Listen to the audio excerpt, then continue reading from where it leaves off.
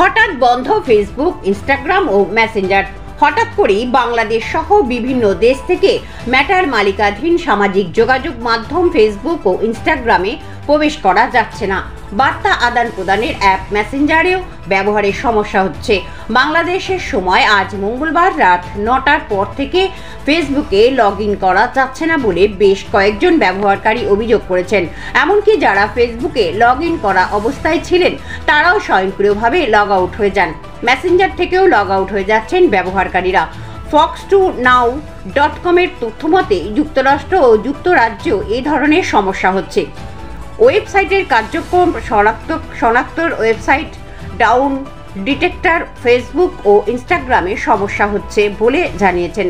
তবে মেটার মালিকাধীন জনপ্রিয় যোগাযোগ অ্যাপ্লিকেশন হোয়াটসঅ্যাপ ব্যবহারে কোনো সমস্যা হচ্ছে না। ফেসবুক ও ইনস্টাগ্রামের সমস্যা নিয়ে মেটার পক্ষ থেকে এখনও আনুষ্ঠানিকভাবে কিছু জানানো হয়নি। ব্যুরো রিপোর্ট, আমার বাংলা নিউজ।